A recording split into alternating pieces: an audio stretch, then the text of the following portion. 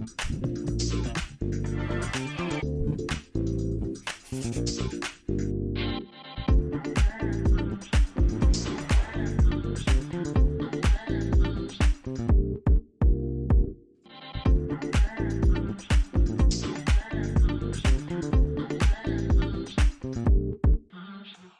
mis amores. What's poppin'? I'm your girl Monét, and of course you're watching The Exchange Rate. Here's a dad joke for you. You ready? What did the duck say to the waiter? I'll just go ahead and put it on my bill. You get it? Goes bill. Fucking crazy. On the real though, I cannot believe that we're going on 60 days of quarantine and social distancing and all that stuff. I genuinely thought that it was going to be 2 weeks, maybe 3 weeks, and we'll be back to normal. But girl, Miss Corona jumped, and we had to change. We had to adapt. We had to make sure that we would survive. And so things had to change. Which, if you are not reading between the lines, 60 days of quarantine means 60 days of no penetration. Not unless you live with your husband or your boo, or you are a fan of the inanimate objectacy of desire. I don't prescribe to any of those schools of thought, so I am penetration-free, just in my apartment, juicing and praying to Jesus. You know what I'm saying? But that's the least I can say for a lot of the people in our country, because over in Washington State, the kids are getting wild, and they're protesting and rallying against social distancing. It's like, motherfuckers, we are trying to get shit together and stay away from people so that we can get back to normalcy and dance in the sun in the summer. It is spring and people are locked up in their houses and homes. Like, no! Just obey the rules and we can be free again soon. But of course, they have signs and all kind of crazy shit going on in Washington. These are some of my favorite. You ready? I need a haircut. Freedom over safety. Social distancing equals communism. Let my people go. This is my personal favorite. Give me freedom or give me COVID-19. Well, you know what, bitch? Your wish is my command. Seam solid beam. Send the corona to his house. I don't know what it is. We're going to find the address and you're going to get an express package of COVID-19 soon. But no, for real. But most of the world is really are trying to listen to the rules. And I really want y'all to know, I saw this on Twitter the other day. I want y'all to remember, next time y'all say New Yorkers are rude, remember all the Southerners and Midwesterners and Northeasterners that were storming the Capitals while we were waiting patiently in our apartments like good citizens and human beings. Amen? Listen, forget all that because we have a super fun show for y'all today. She's probably the most creative and most conceptual queen in Drag Race history. We're chatting with Sasha Velour. And later, we're filing a police report because this bitch was robbed, okay? Fresh off RuPaul's Drag Race, the singing diva herself, Jan, is also stopping by. But first, let's get into the game. This hair is cute. I look good. Yes, girl, the stories. I have to say, celebrities aren't being as messy now that everyone is being quarantined at home. People are being more, nicer to each other. We're giving a real sense of community. And people are finding very interesting and new, innovative ways to make money. Black China. Nina should have been Black China. Black China is she's one of the people who is selling virtual meet and greets. Now, I know you're thinking, oh, I'd like to meet Black China. Guess how much it costs, though? Well, it was $950. Now she has since raised the price to $1,200. Imagine paying $1,200 to meet Black China. No tea, no shade, but I just don't see that for myself. And you know what? Maybe it's not for me. Black China's not selling it to me. But would you spend $1,200 to meet Black China? And I don't know what figure. There's no reality where I want to meet her, so maybe that's why it's not important to me. But some of y'all do. She's also selling followbacks for $250, and that means you follow her on Instagram, and she'll follow you back. Now that to me is egregious. $250 for her to follow me back. Who cares who Black China? No one is looking at Black China. Who's Black China following? And be like, ooh, that person is cool. That person is fierce. And also, you're probably gonna follow her back, and I'm sure she probably unfollows you within like 2 weeks or something. So, And then it's not like she's gonna like your post. She's probably gonna mute you. She's probably never gonna see your stuff. So I don't understand what the benefit of paying $250 to be followed Blac Chyna is. If it's someone like Beyonce, oh, that's fierce. But also Beyonce is following, she either follows 0 people and 1 person, I can't remember what it is, but like that's something fierce. That's like, ooh, Beyonce's following that person. Who is that? That is like something to aspire to, not Blac goddamn Chyna.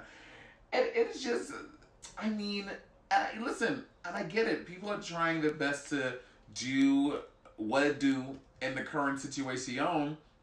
And that means, you know, doing these virtual meet and greets. And for as long as this lasts, virtual meet and greets are probably going to be a thing. I mean, they do have the Cameo situation. A lot of celebrities are on Cameo. And you can do that, but I just don't see what the appeal for Ms. Blac Chyna is. You know what I'm saying?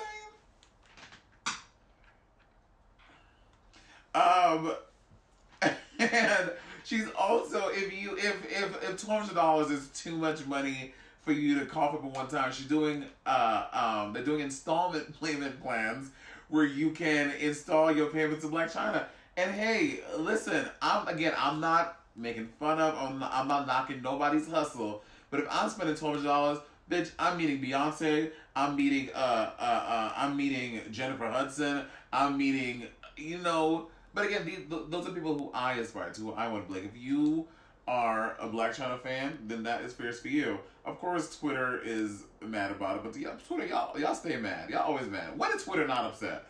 And people are saying that it might be like a PR stunt, but I think no. Celebrities are finding niche ways to make money.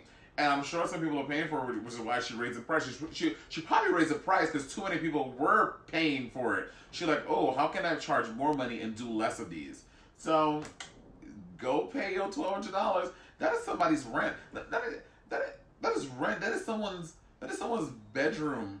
I know friends who paid $1,200 to live in a bedroom in New York City, and that is. Corey, are you out there? Corey, comment below if you're watching it, because he paid $200 for a bedroom, girl. But yeah, you had me at Beyonce. You lost me at Blac Chyna. And Beyonce had us all this weekend because of the Disney sing-along. You had Ariana Grande, you had Amber Riley, and you had Beyonce Knowles Carter singing When You Wish Upon a Star. Now, When You Wish Upon a Star is like the classic Disney song. It's like the song they play at the beginning of all of their movies. If you have the VHS. But she did her rendition of When You Wish Upon a Star. And a few things were impressive. Number one, Beyonce made this 2-minute and 14-second song literally 7 minutes. They were like, this song went on an emotional journey. She took all of the liberties singing this song. She's a libertarian. It's like, when you wish upon a star. It was the longest rendition of the song, and worth it. She sounded absolutely beautiful. She sounded flawless, but the song was so long. Number two, watching our queen, my queen, hold that phone and do it like we all do in our homes, in our apartments, in our schools, at work, whatever. Do a little selfie video singing that song. Something about that was just so humanizing to me. Now, I know y'all be up in the comments, y'all get mad whenever y'all be like, oh, Monét, she's just Beyonce, she's not a god, Jesus Christ. I get it. For you, okay, for me, that is my queen, and watching her do such meek and humble things that you and I do on a daily basis just felt like I was like looking behind the curtain at Oz, you know what I mean? Not to mention, everyone's on lockdown, so there's no glam. Beyonce is now doing her own glam these days. She posted this picture of her glam, and she did her own hair and she did her own makeup. Now, I will say, the hair, yes, she got her little curling rod iron and she put a few little waves up in that wig. But girl, she had a fucking hat down to her eyebrows because you know Beyonce. I don't imagine a world where Beyonce knows how to lay lace. I mean, maybe she does. I just feel like when Beyonce was probably back in Destiny's Child days when she was doing her own hair. I mean, like early Destiny's Child, like first album Destiny's Child, when she was doing her own wigs. I don't feel like lace fronts were like a thing, were they? I mean, they were a thing, but they weren't like popular common knowledge. Whereas every wiggy nowadays knows how to do a lace and later on lace. So kudos and props to Beyonce doing her own glam. and from When You're Wishing Upon a Star for 19 minutes. It was fabulous, darling. Oh, not to mention, have y'all seen that they're exposing a lot of celebrities who were in cahoots with Joe Exotic? So, people like Michael Jackson, Beyonce, like a lot of these celebrities, they would visit his parks. He would allegedly, now this is all alleged, we don't know if this is fact or not, but allegedly, those alligators that got burnt up at the Joe Exotic Zoo, those were Michael Jackson's alligators that he was that Joe was babysitting his fucking alligators. I don't know how the alligators ended up at Joe Exotic apartment, but they were allegedly Michael Jackson. So a lot of these celebrities used to like have dealings with Joe Exotic. And I am in this weird space where I don't get this edification that we're all giving Joe Exotic. We're all like glorifying this man who has committed egregious crimes against animals, who has committed many crimes against you and me, human beings. So it's just really weird that we're like, everyone is like, justice for Joe, free Joe. Cardi B was, even though she said she was kidding, she was trying to start like a petition to get him out of jail. President Trump is considering pardoning him. Like, it's just really weird thing we all have with Joe Exotic. And I want to make sure that we know all of the really bad things Joe has done. With that being said, Jeff Lowe, who is the guy who took the park from Joe Exotic, didn't ask me anything on Reddit. And he is allegedly accusing Joe of bestiality, saying that there are videotapes of Joe having sex with tigers and other animals from the park. Listen, all of the people in this documentary, everyone involved is on some weird, crazy shit. Jeff Lowe, the guy with the beard, and he has like all the in the he is the polygamous guy. Joe, like everyone in the story is wrapped up in some weird, kooky shit. Would that surprise me if there were tapes of this? At this point, no. Like, what didn't these people do? Even down to Carol Baskin, it has never been confirmed if she had anything to do with her husband's death, but there's like all this weirdness around her. Like, all these people are on some fucked up shit, and I think we need to stop edifying, glorifying Joe Exotic. Alright? Because he's done some things. But if Jeff Lowe is true, there's going to be some more charges against Joe. One guy that asked me anything said, because Jeff Lowe was like, he always has a bandana in his head, and he always like kind of just has this weird smirk on. He goes, Jeff, thanks for the AMA. I have 2 questions. Why do you dress like Limp Bizkit's creepy douchebag roadie? 2, why do you always have the self-satisfied grin of a man who just got away farting quietly? Fucking weird. Yeah, it's just weird. And people are hanging on to this thing of him being a gay icon. Icon? Do you know what icons are? Icons are people who exemplify great things. Okay, Joe and people that we're trying to strive to. Joe Exotic is not an icon. Okay, I wish he wasn't gay so he couldn't be queer and he couldn't be in our fucking world. He is not an icon. He's not anything we should aspire to. Stop. And I meant what I said. I meant what I had said. He's a narcissist. He's gross, and it's just his behavior is not something that we should be aspiring to. And those are our stories today. Like I said, the celebrities aren't being too crazy. Everyone is really taking this quarantine seriously, and I'm happy. Well, except for the people in Washington State. Mess. Whether it's out the box, on tap, or straight from the bottle, Rosé's wire go wasted, and she's here to fill your glass with another week of shenanigans.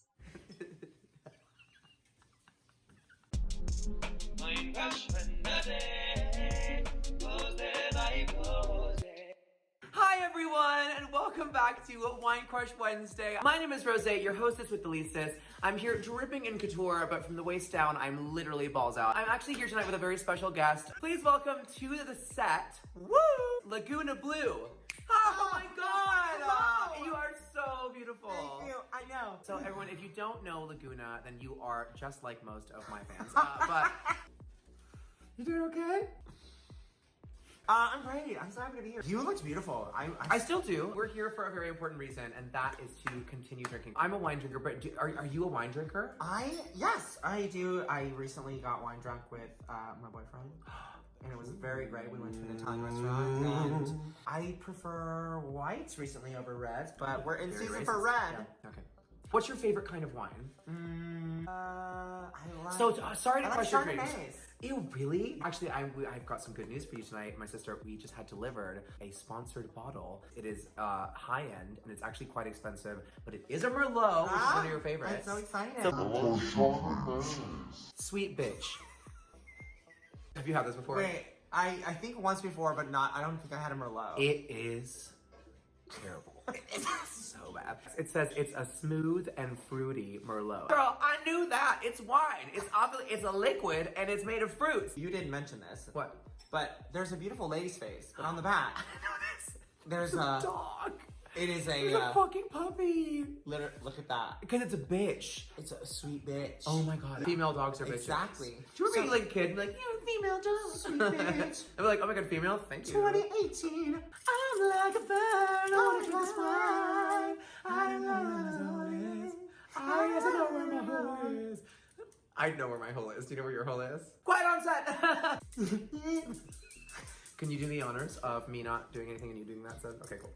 Can you imagine if it was like, if I like missed, it was like, and like went in your finger? Yeah. Tune in next week. You ain't gotta go to work, work, work, work, work, work, work. You ain't gotta do the work, work, work, work, work, work, work. But you gotta do the. Oh. Oh. Wait, we should smile while we do this.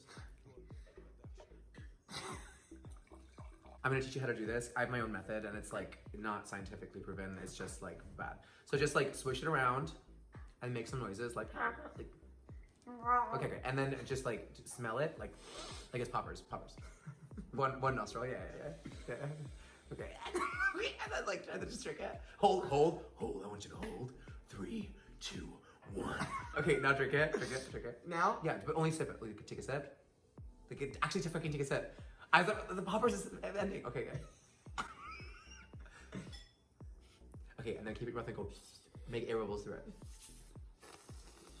Like that. I want some too. Oh, it's terrible. Oh my god. We can't drink this. Cut. Sorry about that. That was like a really terrible setup, but it was also a really terrible wine. Yeah, it was great. I mean, horrible. The good news is that she also loves white wine. She mentioned Pinot Grigio, so I happen to have this in the fridge. It is similarly a really terrible brand, but it's gonna be more delicious because it's not just fucking candy juice. Great. So I'm just gonna like speed this up. Scoot top, don't care.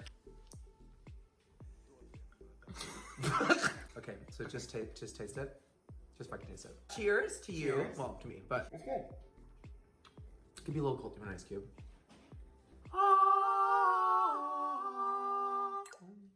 Yeah. Okay. Well, cheers. What do you do it? Oh, the ice cube. Wow. If you ever are just like, ooh, my white wine is not chilled enough and I'm trashed, just drop like a cube in there. Yeah, and it's great. Oh God, no! Look what I did. God, fucking lipstick. I'm gonna keep it. That's fine. I'm gonna add some more. Honestly, lipstick. It's good. It's fruit. It's smooth and fruity. I've heard that before. Fruity like my beautiful hole. This refreshing Pinot Grigio originates in vineyards located at the foothills of northern Italy's. I can't fucking read it. Jesus fucking Christ. So Pinot Grigio is a grape. Wait, let me put some on your lip too, because it's actually gorgeous. Okay, just kidding. Okay, all right. Tune in every Wednesday, which we all know is a fucking lie, but probably next Wednesday. Do you want to switch wigs? Sure. No. Thank you, Rose. Listen, make sure y'all follow that drunk bitch because she's gonna need help getting home. All right. Enough of that. I'm gonna give you 5 minutes to name a more iconic winner from RuPaul's Drag Race than Sasha Velour. I'll wait. Yeah, I didn't think so. Whether she's showering us with rose petals, touring the world with her sold-out one-woman show, or looking stunning with that goddamn unibrow, this bitch is always serving a royal flush. Y'all, help me welcome Sasha Velour! Hey, my queen. How are Sasha, you? you have some nerve coming up in this conversation, in this look. You look... I had to pay tribute to the queen of money, the gold, Sandra herself, by coming up with all my jewels on. You look unreal. Please just really quickly tell me about this. Like, just what was the Because I think that's what people like go through your Instagram and they see your art and they see your creativity and it's like I want to just jump in your brain for like 5 minutes and find out how was this birth? Like, are you like? I'm Like, fucking you crazy, schedule girl. Yeah, so I had this dress from before. I actually wore it to the Diamond Ball the day I met Rihanna, so it's a very sacred. But I wore it with like a kind of burgundy velvet over it, so I thought it's a kind of new look if I take that piece off. And then decided to paint my entire skin gold because I had all this free makeup that they gave me when they shot the Nightgowns promo for Quibi, where they poured gold paint all over my head. I know we got our matching like drippy gold photos, so I had all this work. I would make it work, and I like literally was just playing around today and had some fun. Oh yeah, you look amazing. You look amazing. Your eyes are like glowing. Your skin is gorgeous. You're such a fucking beauty. I can't handle it. Well, you know, it's been almost 60 days of no human contact, so I think that is really doing my skin wonders. To be very honest. And now I've undone it all by like crazy gluing a bunch of things to it. Amazing. Listen, how are you handling this quarantine? Like, how are you? Like, do you feel crazy? Are you like creating a lot? How are you quarantining? I'm working on some long-term projects. I feel like this is the time for me to slow down. I've been go for a long time. I know you have too. So I'm kind of seeing this accidental cancellation of our entire industry and income source as like I'm trying to use it as an opportunity to take care of some like longer term things. Get my finances together, make sure my health make sure my partner's health is good, and you know that. And you also, so I feel like, and not me, but like the world at large feels like you are very vocal about being gender fluid, and you are a very prominent artist.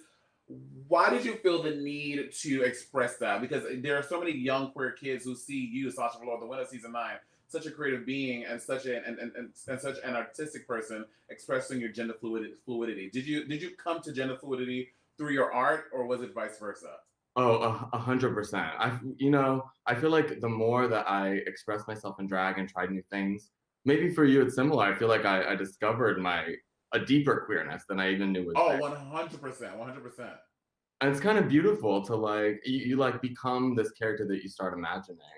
A little bit, and I think part of what I present in drag is totally real in a way, and part of what I am outside of drag is totally real. That's what being fluid is all about, and I think having opportunities to like show up and be present and share my voice in all forms is important because we don't always have to look as glamorous as we do right now. Girl, I sure don't. No, normally I walk around apartments, I look giving you very Gollum, because that was my first time ever meeting you when you did Look Queen and you did that Gollum number. Now I don't know, I think it's still on YouTube, but Sasha Velour, when you did that number and you transformed into fucking Gollum, literally the room erupted, and I think everyone was like, "Oh, this bitch is a star," because it was just the concept that it was just so well done. And I'm going back to your performances now. I know you've probably spoken about the rose petals a bajillion times, and we all know how iconic it was. I'm very curious. Do you think it's one of the most iconic moments in RuPaul's Drag Race history? Because the internet, everyone thinks it does. How does it measure up to you? I think it's definitely one of the it's got to be one of the top 10, top 5 lip sync gag-worthy moments on Drag Race. And I'm very proud of that because as a fan of Drag Race, the lip syncs, those gags were always my favorite. So to be able to I could go in the history books is like my if you will. Well, we have you to blame for Butterfly Gate, because after you did that, Asia O'Hara was like, I need to do something as it appears. It's because of you, Sasha Velour. Asia O'Hara killed those 14 in a way, butterflies on stage. I caused a ecological disaster. I think it's a good idea. I mean, if there was a better way to go about it, I think the story, the concept, it could be quite a gag, live butterflies, right? Yeah. Well, it definitely. I don't think mine would feel compared to your Pussycat under Pussycat, though. That was so funny to me. Mine was just stupid. Yours had like a whole story and like a fully realized concept. Mine was just like, I was back into work and I was like, what stupid shit can I do that I think will be funny? And it was like a same way. So silly. Let's switch gears a little bit to Smoke and Mirrors. Now, every queen that I know that has seen it, Bob, Kimchi, Naomi, literally every queen, they're like, this is one of the best shows, best drag, not even drag shows, best shows I've ever seen.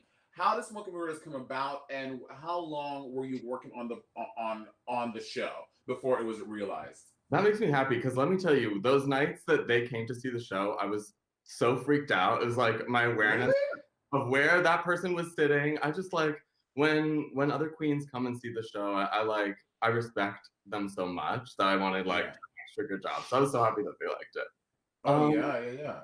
Let me think. It started out with sort of taking some of my favorite numbers that I had done, like interesting kind of experiments that I had tried in the gay bars over the years, with a projector, creating a spotlight for myself, back before every queen at home was doing that. Girl, that bar. And then some different like kind of costume reveal stuff that I had been playing with, basically just like stacking loads and loads of clothes so that I could stay on stage and keep revealing costumes. That was always something that I used to do in the bars. So I just wanted to take it to the next level. And in the process of like imagining it for these like super huge theaters that we have the immense privilege of getting to play, I turned it into this whole kind of like story, so that every transition between the lip syncs would also be kind of like a performance in itself. I just wanted to keep it exciting, keep it cute and dramatic. Yeah. And I also wanted to talk about, because I think that the fans understand to travel a show that is so involved and it's so artistic, from, like you said, even the transitions are a story. Like bringing your show to all these venues. Like, have you found it hard that every space cannot accommodate what you want to do? I mean, that was like when I first started touring, the very first year of just when the show was airing, I was like bringing my file on my flash drive, like going into the bar like when it was closed in the afternoon the second I flew into town to like test the number, to be like, I need to make sure that it projects between like here and looks so cute, like someone holding a cell phone to check for me.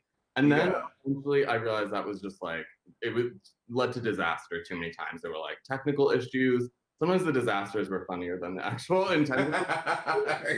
But now I'm trying to work in I taught myself how like theater people do this, because they've mapped a way to get it right every night. I'm like traveling with like a technical director and with like a lighting grid and with like a plot all out. And it's exciting to get to learn those skills and then use them to the shows we do are good and go smoothly. And then and I know the corona kind of stopped you right in your European dates. After everything's done, you're going back on the road to finish up in Europe with Smoke and Mirrors. Yes, we already have the dates figured out. We are rescheduling for January 2021, so hopefully we will be, by then we should be returned. Girl, I know, it's like every day they're like saying new shit. It's like, girl, I want to get back out on the road so bad. I've never missed the road so much. Were you and Bob were going to do a tour over the summer, right? Yeah, I mean, and they say that it's still on, but I think like in the next day or two we're gonna get an update, because we're gonna do July through September, but there's no way. So I think we're in the process of rescheduling dates like as we speak. Oh God, I mean, it's really hard, and just getting the dates to begin with takes like months upon months sometimes. I know. What goes into like making these drag shows happen. Yeah. And then now we're switching gears to, now you want Quibi. So you're kind of like the pioneer of Quibi. Like you're like, like I had no idea what Quibi was until I heard that Nightgowns was gonna be on it. And I've been playing Quibi like every week for the last like this year's Klarna. You're the new Klarna girl. Talk to us about Nightgowns, because I had the privilege. I did Nightgowns like right before my cancel, I think. Yes, I did my Phoenix number there. So talk to us about how Nightgowns, because Nightgowns is like your baby. It's a thing that you did in New York before Drag Race, and it is your baby. Yeah. made a name for myself in this city, a very small name, doing nightgowns over in Brooklyn. And yeah, oh my God, girl, I remember that performance that you did, because the goal of nightgowns is always to bring people who just love doing drag and want to do something over the top. And when you came into nightgowns, you fully embraced that. You brought the most over the top. You had projections of fire. Yes, girl. Yes. Your eyes were like ghosted out with my soul. But at the beginning, before we had like much of a space or much lighting to speak of, I would always try to like create that ideal performance space for the queens and kings with whatever we had, which was that one projector and like a tiny stage. I would literally go in and hang some velvet curtains to make a nice backdrop, like a little rearrange the lights so that they pointed more towards the faces instead of the feet. It was rough going, but we made some drag magic, I think, with that show. And so 100%. Yeah, energy even as it grew.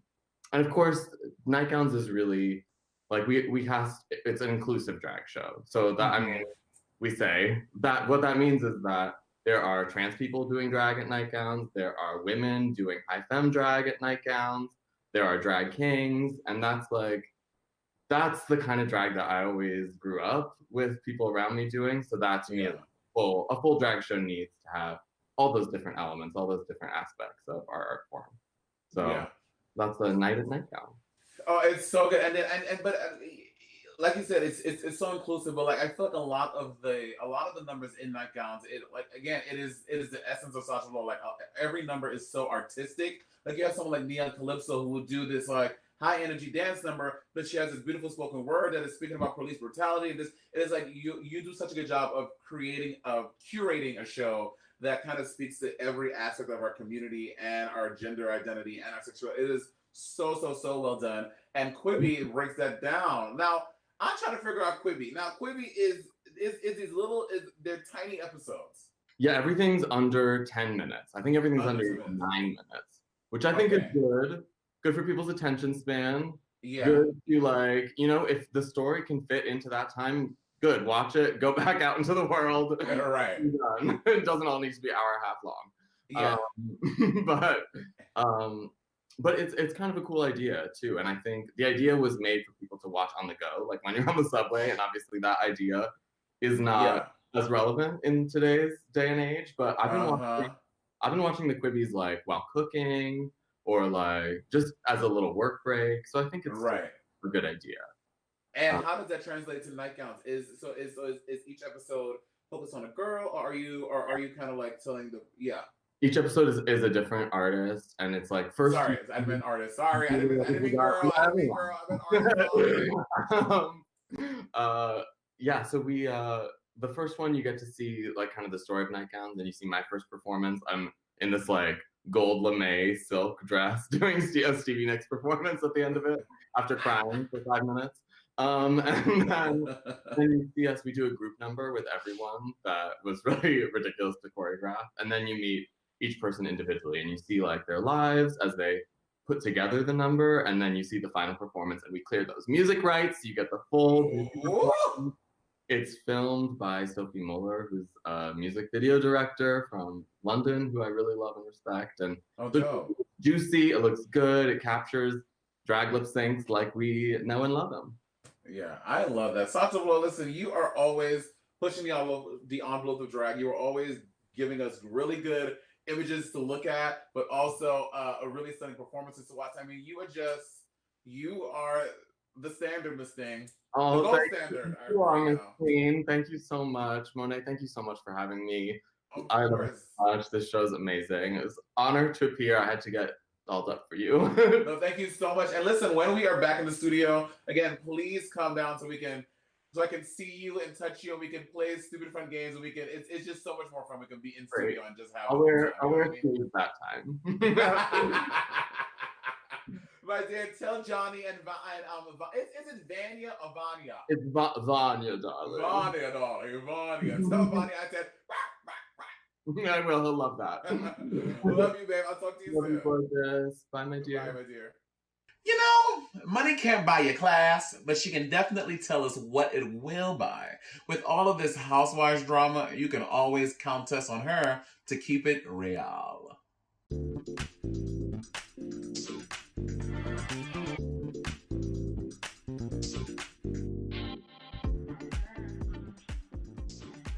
Gold.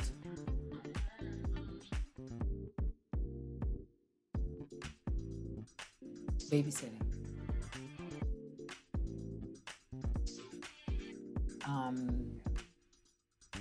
A Mercedes 550.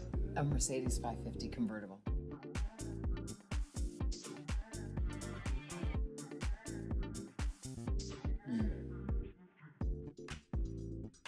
Well, right now Meghan Markle is very popular, so I think I'd put her on the 20 because I totally respect what she's doing.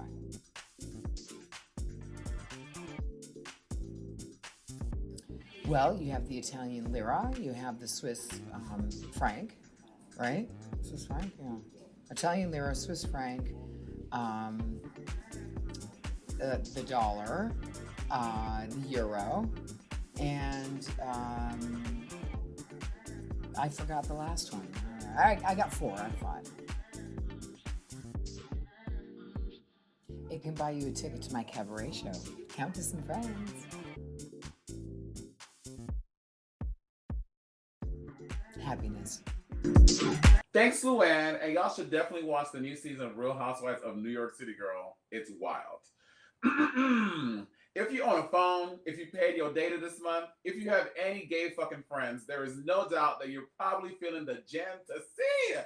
Forget about Roxy Hart, because this week the name on everybody's lips is motherfucking Jan. Jan! Monet, what's up, girl? How are you doing, my dear? Baby, I am so good. Just living the fantasy here in my apartment, making it work. Okay, what is this fierce background, though? This is your apartment for real? Okay, yeah, this is my apartment. What you can't see is that it stops like right above inches. I'm not gonna go with the thing. Could you not? I'm like, yeah. So this is my beauty room that we have here. This is actually extra fabric from my entrance look, and we were like, let's make it look professional. Let's put a little backdrop in, you know? Oh yeah, that's good, girl. That's good. Especially you probably doing all these interviews, all this stuff. So yes, that is very cute. Meanwhile, Exactly. I'm on this cheap ass IKEA Hushafash or whatever the hell you call it. It's a very cheap couch. With some beautiful MoMA artwork in the background. Yes, yeah, sure. Let's go with that. You are. I mean, first of all, I didn't even know you're from New Jersey. For some reason, I thought you were from upstate. I thought you were from like Westchester. I mean, like, what's the difference? You know what I mean? Honestly, T-ville. But like you, but I feel like it would have been fierce if you were like the first New Jersey queen. Everybody would be like, because that everyone would be like, oh my god, she like, I don't know, like the connectivity of you being the first New Jersey queen. I feel like would have been fierce. I should have said I was from New Jersey. I would be like the queen of New Jersey right now. Well, there have been two, technically. Carmen Carrera, I think, claims Jersey, and then I think Ariel Versace. Oh yeah, you don't. Yeah, and you do not want that in your life. Good, you know what? Good. So I'm the 100th queen from New York City. But how are you feeling? Everyone is saying that you've been robbed, Jan. How does that feel? You know, obviously I've known that this was coming for a long time, and I knew what was going to happen on the season.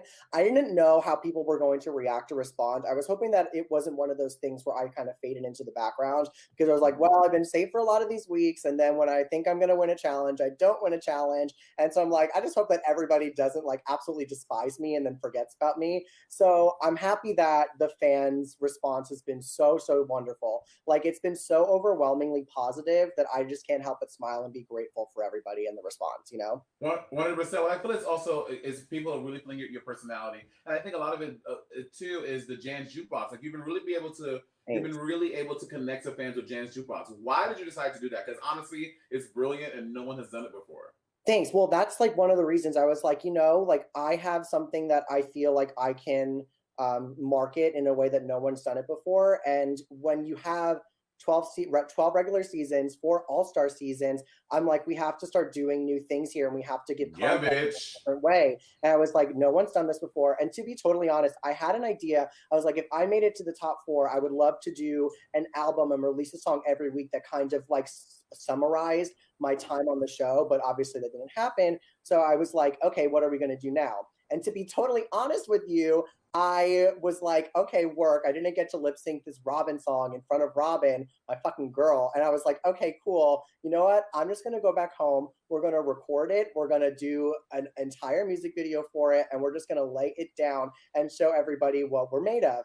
And then I was like, why don't we just do this for every lip sync song? And then that's kind of how it came to be. Bitch, let me tell you something. That is some smart shit, because people look forward to it. And again, now, as being one of those girls and someone who flopped her singing challenge on her season, I tell you, like, not a lot of girls can sing.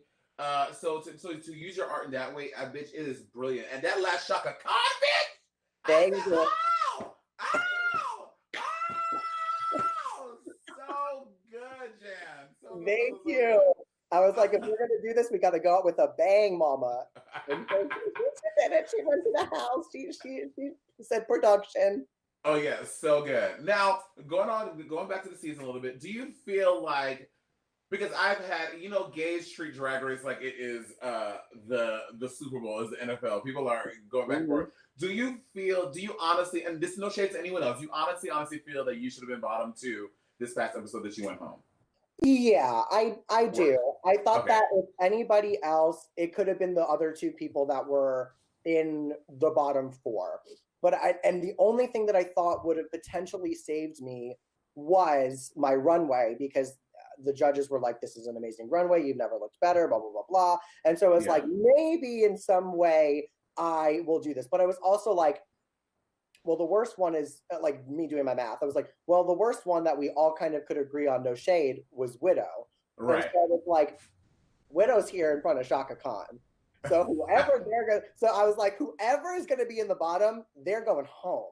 And so I was like, well, I don't think it's going to be Gigi, who's just won 3 challenges. And I don't think it's going to be, the other person who won 2. And I was like, I have 0. So I was like, my ass is on the chopping block. I was like, I've been safe up until this point. So I think it's my night. And there it was. There it was, girl. And now the week before, Jan, I have to say, again, this is something I've argued and debated with people back and forth. I feel every day this past week. I genuinely thought that you deserved to win the Madonna challenge. I'm not just saying that because you're here, because people know I'm very honest about my feelings. I genuinely thought you deserved to do it. I just felt like the voice was stunning, the choreo was good, and yes, Gigi's was good, but I was like, I don't know, I think the voice is what pushed me over the edge, because you just sounded so good in the singing. Sure. And you were cracked. I mean, that meme was everywhere. Your face was cracked. I mean, I thought that whole day, I was like, this is my day. I'm somebody who was always looking for signs and synchronizations in my life. And I was like, okay, so Jamal Sims choreographed this Rusical for us. My look for the runway is based off of a challenge that Jamal Sims also choreographed. Oh, he choreographed that? Yes, yeah. And so I was like, everything lining up and Untucked. The girls were all like, Heidi was like, well, everybody just say congratulations to Jam because this is her challenge. And everyone was like, woo! And like, I was like, okay, I'm feeling good. And a lot of the times on the season, Ru would call the name of the winner first. And so my name got called first. He was like, you ruled the world. I was like, here we go. I was like, all right, this is my moment. And then in a split second, it was like, like the math symbol, like the algebra thing. Oh, down, girl. I was like time slowed down and stopped. And I was cracked. So, and like, I can't say, it's one of those things because I knew in my mind that like, I knew that I did the best that I could. But obviously, we didn't get to see everybody's performances and the camera angles and this and that. And so, like, I thought everybody did a great job. But when I saw Gigi's back, I was like, whoa, she like really, really embodied this character. And she did great. I wish that it could have been a double win. because I don't want to. I don't want Right. to feel like she doesn't deserve it because she's Oh so. yeah, I definitely think she deserves it too. I just in my mind, I think that your voice to me just pushed it over, and that led to a lot of drama because in the next episode you were crying for Britta and stuff like that, but people were like, no, now Jan, tell me the tea, Jan. They were like, no, she ain't crying because for Britta, she crying because she ain't win the challenge. What's the tea, Miss Jan sport? I mean, Miss Jan. No, Jan. Well, I fully, because here's the thing, when I realized that I didn't win that challenge, I was like, I'm not going to win this competition. If I can't win the challenge that I think that like I am that queen. Like if there's one thing that I should be winning on this show, it's a musical challenge. And I didn't win the first one that I was in. And then now the second one I didn't win. So how am I going to be showing the judges like how I'm the winner and the superstar if they're not giving me these wins and they don't see it? So of course I was sad for Britta leaving. But I think that was more so the straw that broke the camel's back because it was just weeks and weeks of anticipation of hopefully getting this win. And then to not get it was me realizing I was like, it's not my season. I'm not making it all the way. I'm not going to win. And I was upset by that because it was like the ultimate form of blue balls that I just like experienced in that entire moment. And I think Britta going home, because I remember like when Cracker and when you went home on season 10, Cracker won the challenge. And so I was like, okay, cool. Like at least if anything, like I can have a positive moment for New York when everyone's going to be sad that Britta left. And like to not do that, to not win the challenge, like it was just like a fucking mess. Yeah, a lot of things. And again, I say this too. People don't understand. Drag Race is like a ball. It's like you like swallowing a pill of all of your emotions every single day. It is like you don't know what to feel. You don't know what day it is. You're fucking tired. You've been standing on that goddamn runway for 19 hours getting critiqued. Your damn pinky toe is bleeding. Like it's just like so many things happening at one time. You're like, what the fuck? Exactly. So it was just a lot of emotion for safe, as some might say. So I did what I could. So obviously you're gonna have music down the line. Are we getting an album? Are we getting an EP? Like what? I mean, obviously now we're all trying to make the best of what's going on, but like what is up next from Miss Janice Sportman, as Cracker likes to call you? my actual legal name.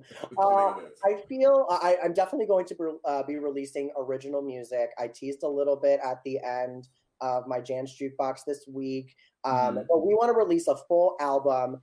Shooting but I mean, if we do an EP, I'm not going to be mad about it. I definitely want to release a song for our digital pride that's going to be happening. I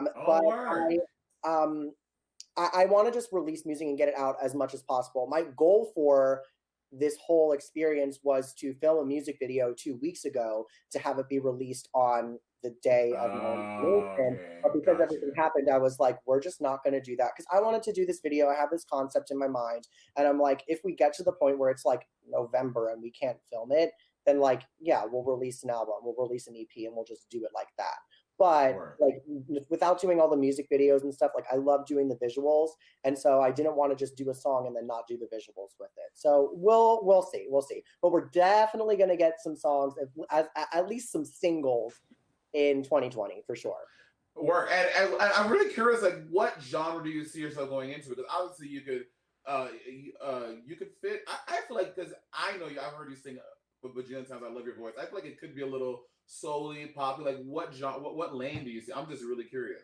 Totally. I love pop. I love dance music. I definitely want to give something to the gays that they can bop to. But I'm also like, I want it to be palatable for all people. So I want to do something that's more radio friendly, like something pop, and maybe have like a couple of songs on the EP that are very like strategic and planned so that the fans from the show will enjoy it, but also have the songs that are like, you know, this is what my music is. This is something from my heart, writing about my experiences, and fitting it in that pop genre. Like I'm definitely inspired by like Lady Gaga, Beyonce, Ariana. So something like a combination of all those things, you know? I was just waiting for that Monét X Change, but I guess that's later. I'm Beyonce. And one more question I have for you is, who is the better singer, Laguna or Rosé? Me. Laguna will say that it's her, and I will agree. Laguna is the better voice. Rosé is the mastermind behind all of the harmonies. Word. Oh yeah. I mean, Rosé. Y'all are such a. I mean, yeah. Y'all was doing shit that I wish I was doing when I was local queen. I've been traveling to fucking London. Y'all doing this, that, and the other. Stephanie Shaw did so much before you were ever on the show. It's crazy. Oh, I know, right? Oh, Yeah. sorry. No worries. Yeah, it's really crazy. It's really crazy. We were on live the other day, and I was like, "Can you believe all the shit that we've done in the last like year, 2 years? We have been doing drag for like 3 years now. I'm like, we're so lucky, so lucky." Yeah. Well, Jen, listen, you did a great job of the season. The fans are calling you the new Rob Queen. The fans want to see more in All Stars. Would you do an all? If they were doing All Stars this summer, would you do it right after your season? Like, would you do some crazy shit? Yeah.